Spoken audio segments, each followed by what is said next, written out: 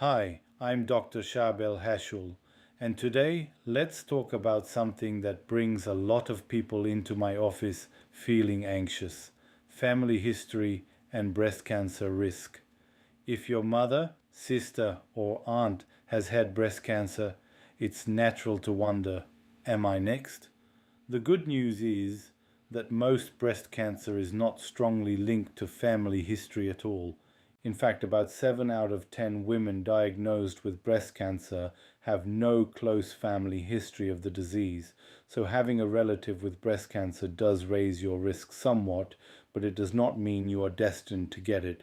Let's break down what actually matters when we look at family history. Doctors pay closer attention to certain patterns. These include having a first-degree relative, meaning a mother, sister, or daughter, diagnosed with breast cancer, especially if she was diagnosed before age 50.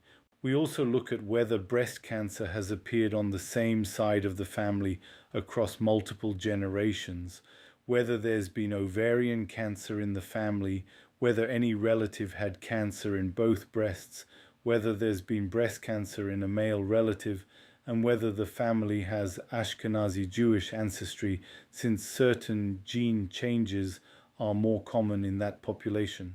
Why do these specific patterns matter more than just any relative having had breast cancer? Because they raise the possibility of an inherited gene change, most commonly in genes called BRCA1 and BRCA2. These genes normally help repair damaged DNA in our cells. When they have certain mutations, that repair process doesn't work as well, and the risk of breast and ovarian cancer goes up significantly over a lifetime. But here's an important point: these mutations are actually uncommon. They explain only about 5 to 10% of all breast cancers. Most family clusters of breast cancer happen simply by chance, or because of shared factors like lifestyle, environment, or just the fact that breast cancer is common overall, affecting roughly 1 in 8 women over a lifetime. So when should you actually be more concerned and bring this up with your doctor? If you have one or more close relatives diagnosed at a young age, multiple relatives on the same side of the family with breast or ovarian cancer, a relative with cancer in both breasts, any male relative with breast cancer, or known Jewish Ashkenazi heritage combined with a family history of these cancers. These are the situations where your doctor might recommend a conversation about genetic counseling. A genetic counselor can look at your specific family tree, calculate your personal risk more precisely, and help decide whether genetic testing makes sense for you. Testing is a personal choice, and it's not something that's needed or recommended for everyone.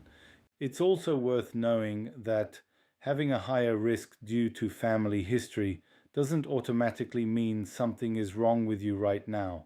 It usually means your doctor might suggest starting mammograms earlier than the standard guidelines, adding breast MRI to your screening routine, or seeing you more frequently for clinical breast exams. These are proactive steps, not signs of a problem. Think of it like knowing you have a family history of high blood pressure. It doesn't mean you already have it. It just means it makes sense to check a little more closely and a little more often. Here's my one practical takeaway for you today. Take some time to actually write down your family history. Include which relatives had breast or ovarian cancer, their age at diagnosis, and how they're related to you, whether that's your mother's side or your father's side, since paternal family history matters too and is often overlooked. Bring that written summary to your next appointment. It makes it so much easier for your doctor to assess your actual risk accurately, rather than working from a vague sense of, well, my aunt had it. Family history is one piece of a much bigger puzzle that includes your age, your reproductive history, your breast density, and your overall health. No single factor tells the whole story on its own. If you have questions about your own family history or your personal risk, please bring them to your doctor. They can look at your complete picture and guide you on what screening or testing, if any, makes sense for you. Thanks for watching, and I'll see you in the next video.